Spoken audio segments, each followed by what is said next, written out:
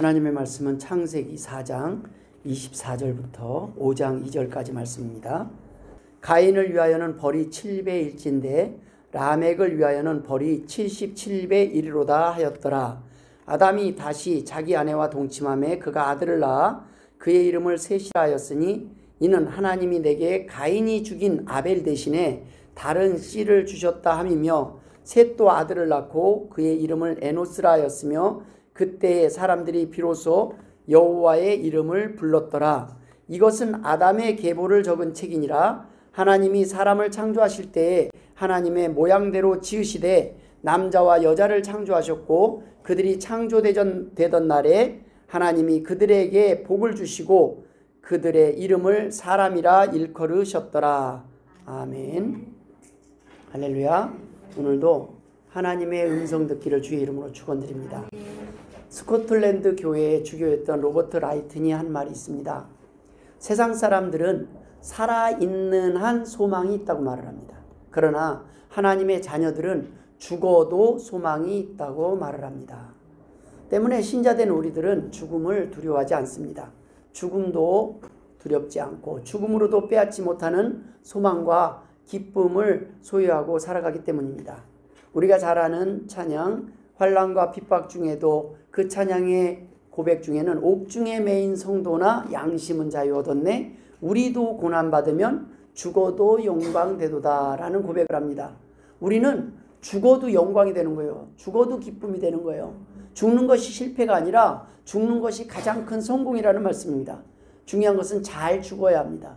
예수 믿다 죽는 것이 가장 잘 죽는 겁니다. 오늘 본문이 기록된 5장의 셋의 족보는 낳고 죽고를 반복합니다. 그러나 그 끝은 예수 그리스도에게서 끝이 납니다. 그런데 4장에 기록된 가인의 족보는 똑같이 낳고 죽고로 끝나지만 그냥 낳고 죽고로 끝이에요. 그냥 죽은 사람 명단일 뿐입니다. 자주 보고 싶은 명단이 아니라 가능한 안 보고 싶은 명단, 즉 사망자 명단입니다. 보고 있으면 심란하고 우울한 명단들입니다. 기록되고 싶은 명부가 아니라 피하고 싶은 명부가 바로 가인의 족보입니다. 가인의 족보는 사망자 명부요, 셋의 족보는 생명책에 기록된 부활자 명부인 것입니다. 지금 저와 여러분들은 어느 족보에 속해 있다고 믿으십니까? 오늘 본문은 우리가 믿음의 족보에 속하기를 바라고 말씀하신 내용입니다. 오늘 본문을 중심으로 우리에게 주신 믿음이 얼마나 귀한 것인지 함께 몇 가지 은혜를 나누고자 합니다. 그 첫 번째가 바로 셋의 후손과 가인의 후손의 차이가 있다면 그것이 무엇이겠냐는 겁니다. 무슨 차이가 있었느냐? 성경을 읽어보면 셋의 후손은 끝에 반드시 향수하고 죽었더라. 향수하고 몇 살에 죽었는데 향수하고 죽었더라. 이런 말씀이 기록됐어요. 그냥 죽었느냐 향수하고 죽었느냐의 차이입니다. 하나님의 백성으로 소망 중에 이 땅의 삶이 길든 짧든 하나님과 동행하면서 즐기면서 살다가 죽었느냐, 언제 죽을지 모르는 인생 절망 가운데 내 마음대로 고집하며 살다가 죽었느냐, 이 차이라는 것입니다. 오늘 본문이 기록되어 있는 창세기 5장은 셋의 족보가 기록되어 있고 창세기 4장 16절부터 24절에는 가인의 족보가 기록되어 있습니다. 이 두 족보를 비교해보면 셋의 족보의 모든 사람들은 향수하고 죽었더라. 이 땅에서 하나님이 허락하신 날 동안 행복하게 살면서 장수하였다는 것입니다. 셋의 자손들은 거의 다 900세 이상을 살았고 가장 오래 969세까지 산 무두셀라도 셋의 자손입니다. 하나님과 동행하다가 죽음을 보지 않고 부름을 받은 에녹도 셋의 자손입니다. 반면 가인의 족보에는 향수하고 죽었더라는 기록이 전혀 없습니다. 이는 가인이 하나님의 책망을 듣고도 끝까지 회개하지 아니하고 남은 인생을 살았음을 증거하고 있는 것입니다. 회개하고 하나님을 경외하면서 돌이켰다면 그는 하나님의 새로운 은혜를 입을 수 있었습니다. 가인이 바로 살인죄를 지었는데 그냥 바로 하나님이 그냥 피는 피의 값으로 부르셨으면 그만이에요. 근데 하나님은 가인을 바로 부르시지 않고 가인에게 남은 삶을 또 살아갈 수 있는 기회를 주셨어요. 그런데 그가 하나님을 외면하고 살았을 때 가인만 불행하게 산 것이 아닙니다. 그 자녀와 후손들 또한 불행한 삶을 살게 된 것이라는 내용입니다. 가인이 동생 아벨을 죽였음에도 불구하고 죄를 지었음에도 불구하고 하나님께서는 가인의 생명을 바로 거두지 않으셨습니다. 바로 기회를 주신 것입니다. 그럼에도 불구하고 그는 하나님의 사랑을 깨닫지 못하고 회개하기는커녕 낙심하고 절망 속에 끝까지 하나님 없는 삶을 선택하였음을 오늘 본문은 기록하고 있는 겁니다. 하나님이 저주하셨기 때문에 그런 삶을 산 것이 아니라 하나님께서는 이미 가인이 끝까지 옳은 선택을 하지 않을 것까지 이미 아신 거예요. 가인이 범죄하고도 천지 만물을 창조하신 그 하나님 앞에서까지 회개하지 않냐고 돌이키지 않았다는 것은 얼마나 강팍한 말입니까? 우리는 아무리 못된 짓을 해도 오늘 밤에 하나님의 음성을 한번 듣고 누구야 아무개야 그러면은 정신이 번쩍 들 거예요. 진짜 하나님이 살아계시네 할 수 있을 겁니다. 그 정도 되면은 웬만하면 내가 하나님의 음성을 들었어 하고 돌이킬지도 몰라요. 내 인생의 모든 것들을 다 하나님을 위해서 전폭적으로 드리면서 사는 것이 그렇게 어렵지 않을 수도 있습니다. 타락한 인간은 오늘 지금 이 순간 하나님의 음성을 듣는다 할지라도 끝까지 돌아오지 않는 특징이 있다는 겁니다.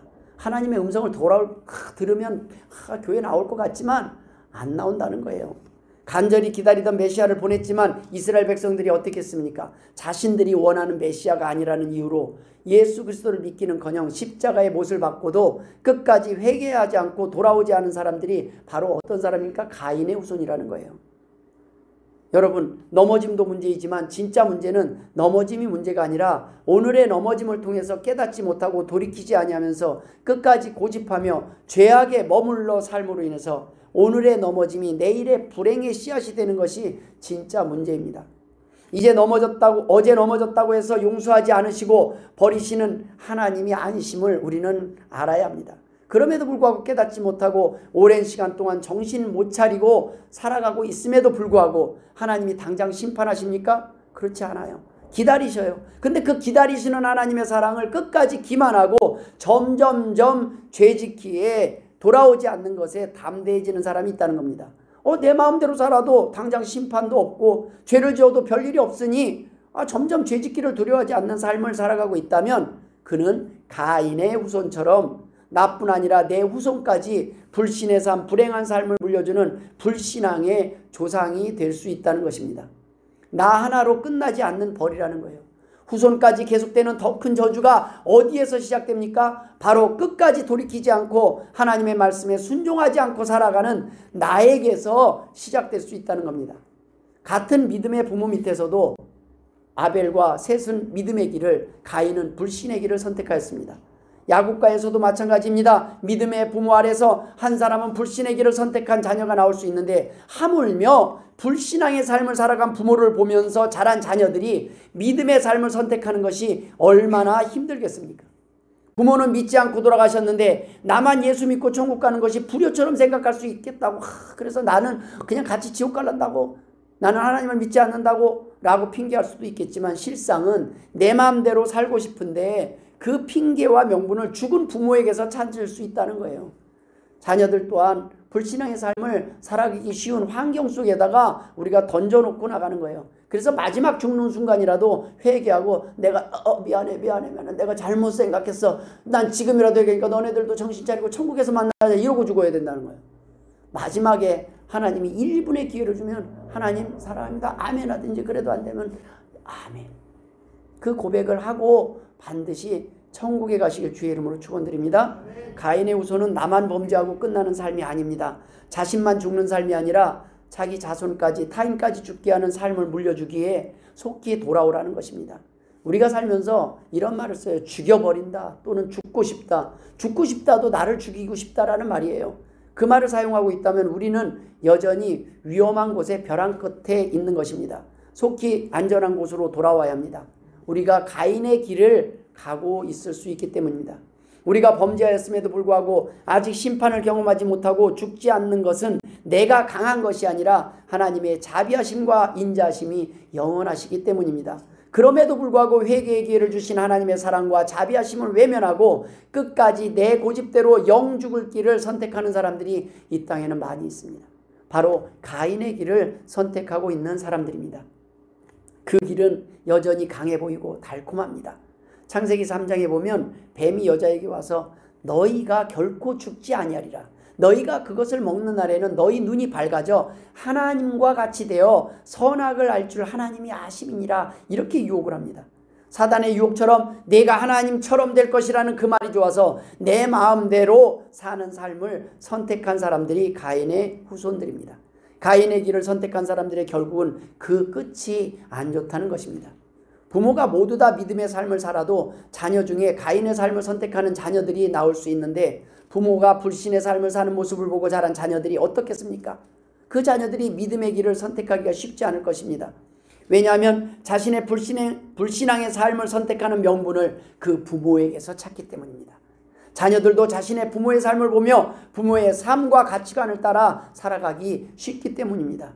하나님을 떠나서 사는 부모가 지금 당장 죽지 않아요. 어려운 일을 겪지 않아요. 그러면 죄악을 짓기에 담대해지는 거예요. 우리 아버지 교회 다니고 우리 엄마 교회 다녔는데도 뭐 달라지는 거 없던데, 그리고 뭐 갑자기 심판하는 것도 아니던데. 그거를 배우는 거예요. 하나님의 인자심이, 자비하심이 영원한 것을 모르고, 하나님이 참고 기다리고 계심을 모르고, 우리는 자녀들에게 잘못된 오해의 이유를 줄 수 있다는 것입니다. 결국 나만 실패하고 나만 죽이는 것이 아니라 나의 자녀들 후손들까지 불행한 삶으로 인도하게 되는 것입니다. 왜 가인의 후손이 셋의 후손에 비해서 단명한 사람들이 많았을까요? 그들은 살면서 행복을 누리며 사는 것이 아니라 스트레스를 받으면서 사니까 단명할 수밖에 없고, 오래 산다고 해서 그 삶이 행복하지 못하기 때문에 오래 살아도 그 삶은 고통스러운 삶, 저주받은 삶을 살 수밖에 없었던 것입니다. 물론 우리가 보기에는 하나님 없는 불신앙의 삶을 살면서도 건강하고 오래 살면서 행복한 것처럼 보이는 사람들도 있을 것입니다. 이런 사람들은 결국 자녀에게 하나님 없이도 행복하게 살아갈 수 있다는 거짓 믿음을 전하게 됩니다. 그야말로 나뿐 아니라 후손들까지 지옥으로 가기 가장 쉬운 삶 가운데 놓여 있는 것입니다. 그래서 예수님은 이러한 삶을 마가복음 10장 25절에 낙타가 바늘기로 나가는 것이 부자가 하나님의 나라에 들어가는 것보다 쉬우니라 하셨습니다. 여러분, 부자가 되는 것이 우선이 아닙니다. 부자가 되어서도 하나님의 나라를 포기하지 않는 믿음의 사람, 믿음의 그릇을 준비하고 살아가는 것이 우선이라는 거예요. 그렇지 않으면 나에게 돈은 위험한 것이에요. 나에게 건강은 위험한 것이 되는 겁니다. 많은 시간들이 도리어 죄짓고 살아가기 쉬운 시간들이 될 수 있다는 겁니다. 아브라함, 이삭, 야곱, 요셉, 욥, 다니엘, 다윗을 보고 부러워만 하시는 분들이 있습니다. 그러나 그들의 삶은 부자가 되어도 왕이 되어도 여전히 하나님 앞에 겸손하고 믿음의 길을 떠나지 않는 사람임을 하나님이 인정하셨기에 그러한 삶이 허락되었음을 우리가 간과해서는 안 된다는 것입니다. 물질과 건강, 장수, 명예, 권세 자체가 문제가 아닙니다. 그것을 우리에게 오늘 허락해 주셨을 때 여전히 겸손하고 낮아져서 하나님을 섬길 수 있는 믿음이 없다면 그것은 우리에게 복이 아니라 저주가 될 것입니다. 어떤 사람에게는 물질이 독사, 뱀인 사람이 있고 건강이 독이 되는 사람이 있는 것입니다. 누가복음 11장에 내가 또 너희에게 이르노니 구하라 그러면 너희에게 주실 것이요 찾으라 그러면 찾아낼 것이요 문을 두드리라 그러면 너희에게 열릴 것이니 구하는 이마다 받을 것이요 찾는 이는 찾아낼 것이요 두드리는 이에게는 열릴 것이니라. 우리에게 이 말씀이 얼마나 힘이 되는 말씀입니까? 그런데 이 말씀을 주시고 그 다음에 어떤 말씀을 하셨는지를 우리는 잘 모를 때가 있어요. 그 뒤에 이어서 11장 11절부터는 이렇게 말씀하십니다. 너희 중에 아버지 된 자로서 누가 아들이 생선을 달라는데 생선 대신에 뱀을 주며 알을 달라 하는데 정갈을 주겠느냐? 너희가 악할지라도 좋은 것을 자식에게 줄 알거든 하물며 너희 하늘 아버지께서 구하는 자에게 성령을 주시지 않겠느냐 하시니라. 뱀이 위험한 자녀에게는 뱀을 주는 부모가 없습니다. 돈이 위험한 자녀에게 돈을 줄 수 없듯이 하나님께서 우리 믿음에 해로울 줄 알면서 각자에게 해가 되는 것을 줄 수 없다는 말씀입니다. 돈이 없을 때는 하나님을 찾다가 돈이 생기면 하나님을 멀리하기도 하고 건강해지면 놀러 다니기에 바쁠 수도 있기에 그만한 믿음이 없는 사람에게는 하나님이 좋은 것을 주고 싶어도 주실 수가 없는 것입니다.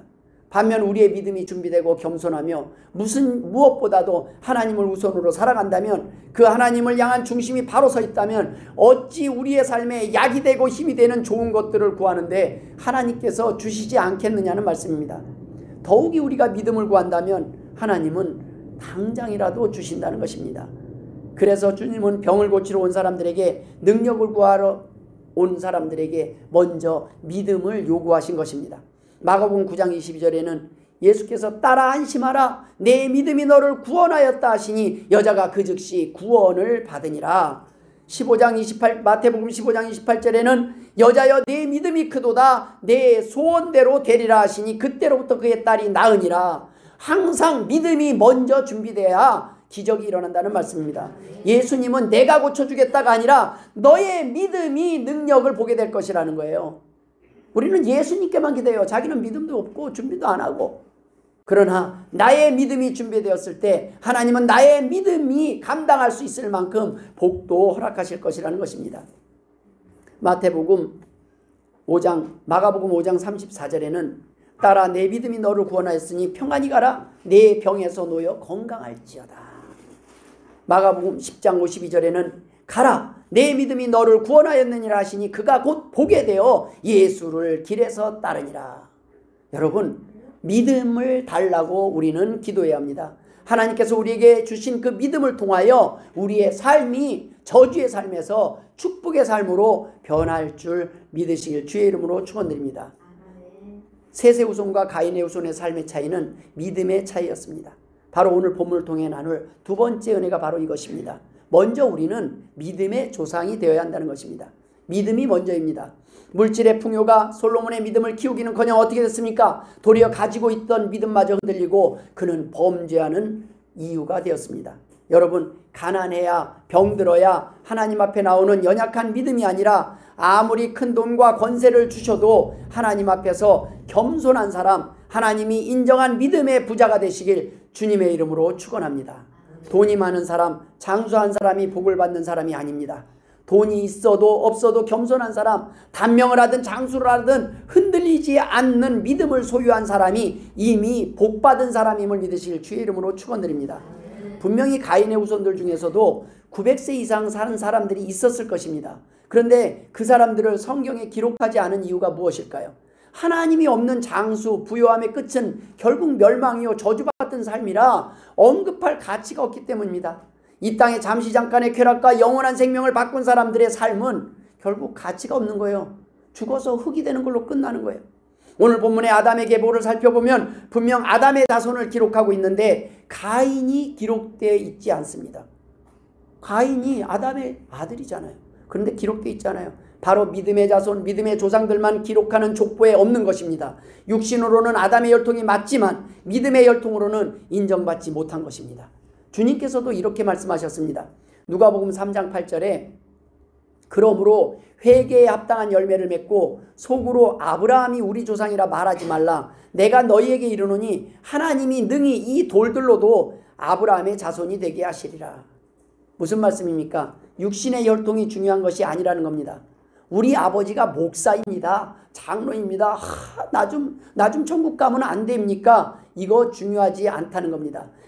부모님이 목사라고 자녀가 천국 가는 것이 아니기 때문입니다. 천국은 내 믿음으로 가는 것입니다. 우리가 어려서 불렀던 찬양 돈으로도 못 가요 하나님 나라, 믿음으로 가는 나라 하나님 나라라는 가사가 생각납니다. 내 믿음이 준비되어 있어야 하는 것입니다. 내 믿음으로 상을 받는 것이고 내 믿음으로 하나님의 복을 누리는 것입니다. 부모가 기도하고 목사가 기도하고 주님도 기도하지만 끝까지 회개하지 않고 돌아오지 않는다면 구원할 방법이 없습니다. 하나님께서 우리에게 주신 자유의지를 우리가 끝까지 우리 앞에 놓인 선악과를 따먹는 일에 사용한다면 정령 죽을 수밖에 없기 때문입니다. 다시 한번 기회를 주신 거예요. 주님의 대속하신 사랑으로 다시 한번 옳은 선택을 할 수 있는 기회, 구원받을 수 있는 기회가 오늘날 우리에게 열렸습니다. 믿음의 조상이 될 수 있는 기회가 생겼다는 말씀입니다. 이 기회를 놓치면 안 됩니다. 바로 믿음의 족보에 기록된 자들, 바로 생명책에 기록된 자들만 하나님 나라에 갈 수 있기 때문입니다. 여러분, 어떤 사람들이 생명책에 기록된 사람들입니까? 바로 복음 전하는 일에 함께 힘쓰던 사람들, 바로 동역자들입니다. 빌립보서 4장 3절에 또 참으로 나와 멍에를 같이 한데게 구하노니 복음에 나와 함께 애쓰던 힘쓰던 저 여인들을 돕고 또한 글레멘드와 그 외에 나의 동역자들을 도우라. 그 이름들이 생명책에 있느니라. 할렐루야. 여러분, 하나님을 위해서 함께하는 저와 여러분이 바로 동역자입니다. 하나님의 일을 돕는 동역자예요. 그 이름이 어디에 있다고요? 하늘나라 생명책에 있다고 말씀하셨습니다.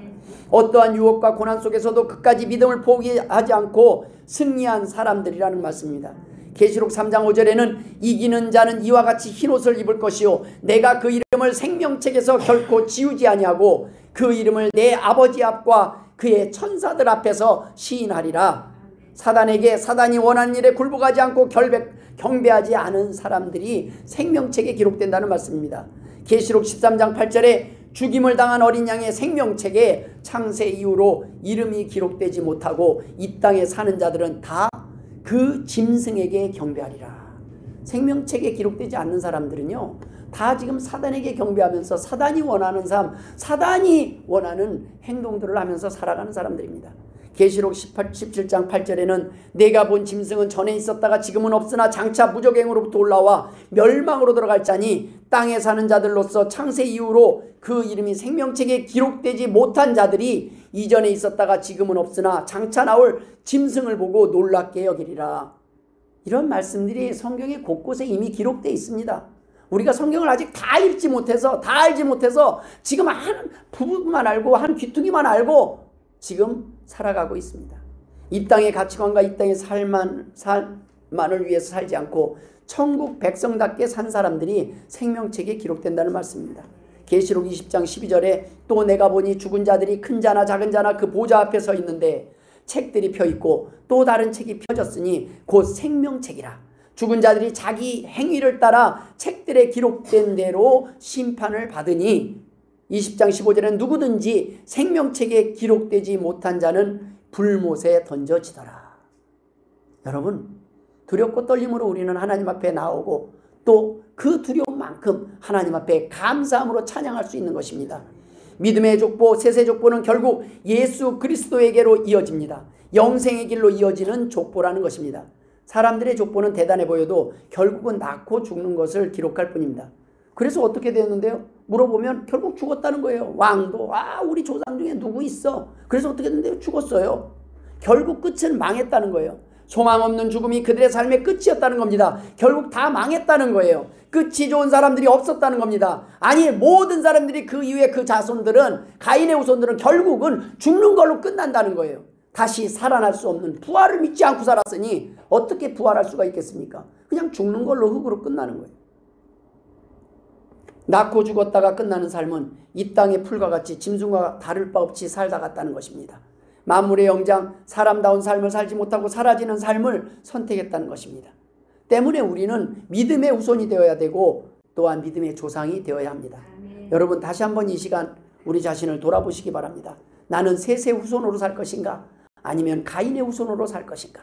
불신의 조상으로 남을 것인가? 아니면 믿음의 조상으로 남을 것인가? 모쪼록 저와 여러분은 믿음의 조상으로 남기를 주의 이름으로 축원합니다. 세 번째 우리가 나눌 은혜는 믿음의 조상의 특징이 무엇이냐는 겁니다. 바로 예배라는 것입니다. 여러분 우리의 자녀들이 후손들이 믿음의 후손이 된다는 것이 무엇을 의미합니까? 내가 믿음의 조상이 된다는 겁니다. 만약 우리 조상이 부모가 믿음이 없었다면 나부터라도 하나님의 말씀에서 순종해서 아브라함처럼 나로부터 믿음의 족보가 시작되고 이어져야 된다는 것입니다. 하나님께서는 이 시간 바로 저와 여러분을 갈대아 우르와 같은 세상 속에서 믿음의 조상으로 부르고 계심을 믿으셔야 된다는 말씀입니다. 바로 저와 여러분이 믿음의 조상이 될 수 있다는 말씀입니다. 아브라함만 부르신 것이 아닙니다. 바로 지금 저와 여러분을 부르고 계심을 믿으시길 주의 이름으로 축원합니다. 믿음의 조상들의 특징이 무엇입니까? 가인의 족보와 다른 점이 무엇입니까? 바로 예배입니다. 지금 여러분은 예배를 참석하고 있습니까? 아니면 드리고 있습니까? 예배를 드려본 사람들은 알 수 있습니다. 예배 가운데 역사하시는 하나님의 말씀에 순종해 본 사람은 알 수 있습니다. 내가 지금 예배를 드리고 있는지 구경하고 있는지를 말입니다. 우리 마음 가운데 예배가 회복되어야 합니다. 예배가 기다려져야 합니다. 목사를 만나는 시간이 아니라 목사를 통해서 전해지는 하나님의 말씀을 통해 하나님을 만나고 하나님의 뜻을 알고 하나님의 복의 주인공이 될 수 있는 귀한 시간, 바로 하나님과 교제하는 시간이기 때문입니다. 저는 아내가 병원에 입원해 있을 때 직접 얼굴을 보지 못하지만 전화를 통해서 또 카톡을 통해서 아내를 만났고 교제했습니다. 믿으십니까? 전화 속 목소리는 아내의 음성이었고 아내의 힘을 믿기 때문입니다. 카톡에 쓰여진 사랑한다는 고백이 AI가 만든 가짜 아내가 아니라 진짜 나의 아내가 고백한 것을 믿었기 때문에 제 마음은 기쁘고 행복했습니다. 이렇게 또 아내를 자랑을 하네요. 우리 아내가 날 이렇게 사랑해요. 이런 마음은 사실을 근거로 믿음의 근거에서 있는 거예요. 근데 이거 뭐지? 이거 어디서 우리 아내가 할 말이 아닌데 이거 미친 거 아니야? 이런 왜 갑자기 뜬금없이 여러분 그렇게 놀랄 만큼 사랑의 고백이 이렇게 놀랄 만큼 있다면 반성해. 수시로 사랑한다고 당연한 것처럼 예? 뜬금없이 자녀가 사랑해요 아빠 핸드폰이 고장났어요 돈 좀 보내주세요. 그 AI나 그 보이스피싱이에요. 안 하던 행동들을 할 때 예? 안부를 묻지 않던 딸들이 갑자기 연락이 오고 아들이 연락이 오고 예? 갑자기 안부를 묻어온다고 우리가 놀라지 않겠습니까? 하나님과 수시로 교제하는 사람들은 하나님의 음성을 알아요. 하나님이 말씀하실 때 그것이 들려요. 아, 이건 하나님이 말씀하시는 거구나. 하나님의 말씀을 들을 때도 마찬가지입니다. 만나는 방법이나 하나님의 음성이 전해지는 도구나 장소가 문제가 아닙니다. 하나님의 음성이냐 AI가 만든 가짜 음성이냐 내가 보이스피싱처럼 가짜 음성을 진짜라고 믿는 것인가 아니면 진짜 하나님의 음성을 가짜라고 믿고 내가 내 마음대로 살아가는 것은 아닌가. 바로 그것이 이 시간에 예배에 따라 달라지는 것입니다. 하나님께서는 가인이 죽인 아벨 대신에 다른 아들 셋을 주셨습니다. 셋은 아들을 낳자 그 이름을 에노스라 하였는데 그 뜻이 바로 사람이라는 겁니다. 바로 오늘 본문에 기록된 하나님이 복 주신 사람으로 회복되길 원하시는 것입니다. 창세기 5장 2절에 남자와 여자를 창조하셨고 그들이 창조되던 날에 하나님이 그들에게 복을 주시고 그들의 이름을 사람이라 일컬으셨더라. 이미 사람인데 사람이라고 이름을 지은 이유가 무엇입니까? 사람 같지 않은 사람, 초목과 다름없이 짐승과 같이 낳고 죽고만 반복하다가 살다 가지 않아야 될 사람이라는 것입니다. 풀과 짐승과 다른 존재가 바로 하나님이 창조하신 사람이라는 겁니다. 하나님이 만드신 사람처럼 살라는 겁니다. 너희는 짐승과 다르다는 거예요. 풀과 초목과 다르다는 거예요. 똑같이 살고 태어났다가 없어지는 것 같지만 다르다는 겁니다. 여러분 사람이 사람답게 살고 사람다워지려면 어떻게 해야 합니까? 바로 예배라는 것입니다. 성경에는 에노스 때부터 사람들이 여호와의 이름을 불렀더라 라고 기록되어 있습니다. 여호와 하나님을 예배하였다는 말씀입니다. 셋의 자손들이 행복한 삶을 누리며 오랜 세월 향수할 수 있었던 것은 그들이 하나님을 예배하였기 때문입니다. 창세기 4장 26절에 셋도 아들을 낳고 그의 이름을 에노스라 하였으며 그때의 사람들이 비로소 여호와의 이름을 불렀더라. 하나님을 예배하는 믿음의 족보에서 예수 그리스도께서 탄생하셨습니다. 지금 하나님을 예배하는 저와 여러분들이 바로 믿음의 족보 생명책에 올라가 있는 사람들입니다. 이곳에 와서 앉아있는 사람들이 아니라 이곳에서 하나님을 나의 왕으로 고백하고 주님을 구세주로 고백하며 그 이름을 높이며 찬양하며 하나님이 하신 일을 증거하는 사람들이 바로 믿음의 후손이요 또한 믿음의 조상이 될 수 있다는 것입니다. 바로 세세족보 생명책에 올라가 있는 사람들입니다. 예수 그리스도의 족보에 들어있는 사람들입니다. 자녀들은 부모가 예배하는 모습을 보고 믿음을 배웁니다. 주일뿐 아니라 우리의 삶 속에서 주님과 동행하는 삶, 예배하는 삶을 통해 우리는 믿음을 배웁니다. 몸만 앉아있는 모습이 아니라 몸과 영혼을 드리는 모습을 보고 우리는 믿음을 배웁니다. 우리가 할 일은 자녀에게 예배를 가르치는 것이 아닙니다. 그 어떤 일보다 예배를 중히 여기며 우선적으로 예배하는 삶을 살아가는 모습을 보이는 것입니다. 족보를 자랑하는 사람들이 있습니다. 우리 족보에 어떤 왕이 있다, 위대한 사람들이 있다, 내가 아는 사람들 중에 누가 있다. 예수 그리스도가 속한 족보보다 위대한 족보는 없습니다. 바로 세세족보요 믿음의 족보입니다. 오늘 본문은 이렇게 시작합니다. 창세기 4장 24절에 가인을 위해서는 벌이 7배 일진데 라멕을 위하여는 벌이 77배 이르로다 하였더라. 가인의 불신앙의 삶의 결과가 어떠한 영향을 미쳤는지, 가인의 후손이 어떤 삶을 살게 되었는지 기록하고 있습니다. 나만 죽으면 되지, 에이 나만 벌 받으면 되지가 아닙니다. 나 때문에 내 자녀도 나처럼 두려움 없이 불신의 삶을 살다가 그 끝이 나보다 더 험한 세월, 험한 시간을 보낼 수 있음을 우리는 간과해서는 안 됩니다. 이전의 조상들의 벌은 부모에게서 끝나야 합니다. 더 이상 절망을 물려줘서는 안 됩니다. 믿음의 조상이 되어야 합니다. 모쪼록 저와 여러분의 믿음을 통해 우리가 받은 은혜, 누린 복보다 우리의 자녀들, 후손들은 77배나 더 큰 복을 누릴 수 있기를 주의 이름으로 축원드립니다. 아이고 나는 자녀가 없으니 하시는 분들이 계실 줄 압니다. 근데 여러분 절망하지 마십시오. 믿음의 조상이 될 수 있는 방법이 있습니다. 사도 바울이 이렇게 고백을 합니다. 고린도전서 4장 16절 17절에 그러므로 내가 너희에게 권하노니 너희는 나를 본받는 자가 되라. 이로 말미암아 내가 주 안에서 내 사랑하고 신실한 아들 디모데를 너희에게 보내었으니 그가 너희로 하여금 그리스도 예수 안에서 나의 행사 곧 내가 각처 각 교회에서 가르치는 것을 생각나게 하리라. 사도 바울처럼 전도해서 믿음의 후손을 남기면 됩니다. 디모데와 같은 영적 아들을 우리가 낳으면 된다는 것입니다. 그래서 우리는 태신자라고 해요. 내가 품고 내가 기도하는 사람. 근데 태신자가 태어나면 저기다 처박아두면 안 된다는 거예요. 태어나자마자 일이 아니라 여러분 적어도 3년 적어도 10년은 우리 끝까지 사랑합시다. 기대하는 것보다 먼저 품고 사랑하는 거예요. 이제 와서 뭘 얼마나 해요. 교회 와서 앉아있기만 해도 그저 맛있게 잘 먹는 것만 해도 우리 자녀들은 충분히 이쁜 거예요. 서희가 와서 앉아서 예배 시간에 앉아있는 것만 해도 우리는 서희에게서 희망을 바라보는 거예요. 얼마나 귀한 거예요. 얼마나 아름다운 모습입니까? 하나님은 이것 자체를 복으로 보시는 거예요. 이것 자체를 귀하게 보시는 거예요. 모쪼록 오늘 이 시간에 모인 저와 여러분이 셋의 후손 아브라함의 후손처럼 믿음의 조상이 되어 믿음의 족보를 이어가시길 주의 이름으로 축원합니다. 기도하겠습니다. 하나님 아버지 은혜를 감사드립니다. 오늘도 주님 앞에 나와서 예배하며 하나님의 음성을 듣게 하심을 감사드립니다. 우리의 귀를 열어주시고 눈을 열어주시고 소망 가운데 믿음을 간절히 사모하게 하심을 감사드립니다. 하나님 더 큰 믿음을 주옵소서. 천국을 바라보며 살게 하여 주옵소서. 두려워하지 않는 성도들이 되게 하여 주옵소서. 감사하며 예수님의 이름으로 기도드리옵나이다. 아멘.